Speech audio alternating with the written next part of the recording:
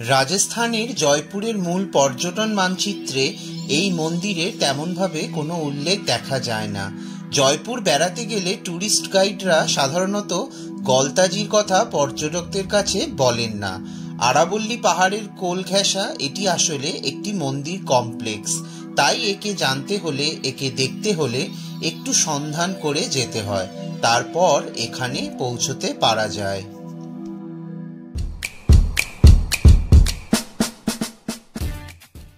প্রথম দর্শনে গলতাজি মন্দিরকে একটি দুর্গ বলে মনে হতে পারে, কিন্তু প্রবেশের পরেই সেই ভুল ভেঙে যাবে আপনার।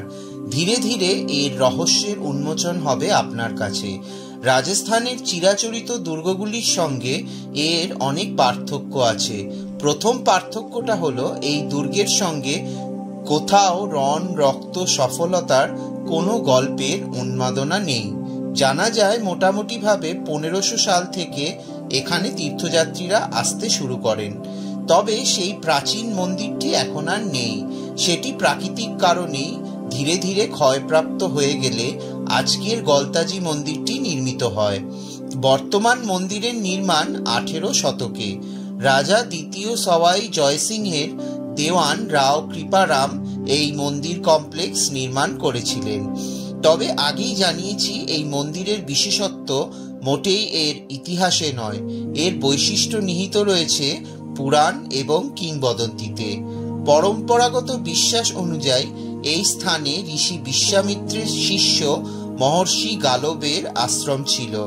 তার আশ্রমে পুণ্য স্নানের জন্য ভারতের সব পবিত্র নদীগুলির জল এখানে তিনি কয়েকটি কুণ্ডের মধ্যে ভরে সংরক্ষণ করেন। আজও সেই কুণ্ডগুলি একই রকমভাবে বিদ্যমান। এই সব কুণ্ডে স্নান করার জন্য মকর সংক্রান্তির দিন বহু মানুষের সমাগম হয়।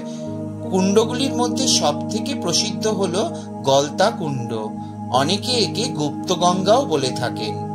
আশ্চর্যের বিষয় হলো প্রচণ্ড গ্রীষ্মের উষ্ণ দাবদাহেও এই কুণ্ডের জল শুকোয় না, বরং শীতল জলে ভরে থাকে। স্থানীয় মানুষদের বিশ্বাস এই কুণ্ডের সঙ্গে কোনো গোপন সংযোগ রয়েছে গঙ্গার, যেখান থেকে এখানে নিরন্তর প্রবেশ করে পবিত্র গঙ্গার জল। যদিও এই দুর্গের নিকটবর্তী কোনো ঝর্ণার বা নদীর দেখা পাওয়া যায় না। কি করে সবসময় কুণ্ডগুলি জলে পরিপূর্ণ থাকে, এটাই মানুষের মনে বিস্ময় সৃষ্টি করে চলেছে। এই মন্দিরে প্রচুর হনুমানের বাস হওয়ায় একে অনেকে হনুমান মন্দির বলে অভিহিত করেন। জয়পুরের পূর্ব দিকে অবস্থিত গলতাজি মন্দিরকে একটি দর্শনীয় স্থাপত্য বলা যেতে পারে। মন্দিরটির অত্যন্ত সুন্দর কাঠামো, যা দুটি পাহাড়ের মাঝখানে অবস্থিত। এটি হিন্দুদের, বিশেষত বৈষ্ণব রামডান্দিদের প্রধান একটি তীর্থস্থান। এখানকার প্রধান মন্দিরটি গলতাজির মন্দির, গোলাপি পাথরের এক অপূর্ব কাঠামো।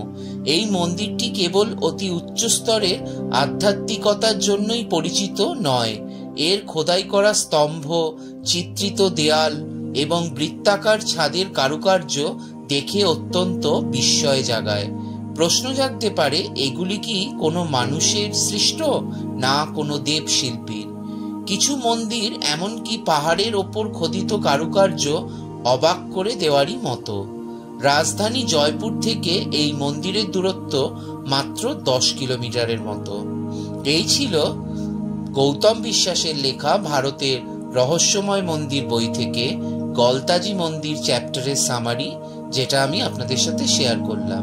ভিডিওটি ভালো লাগলে অবশ্যই লাইক, শেয়ার, কমেন্ট করবেন, আর অবশ্যই আমার চ্যানেলটাকে সাবস্ক্রাইব করে নোটিফিকেশন বেলটাকে অন করে রাখবেন, যাতে ভবিষ্যতে আমি যখনই কোনো ভিডিও আপলোড করব তার নোটিফিকেশন আপনাদের কাছে চলে যাবে। ধন্যবাদ।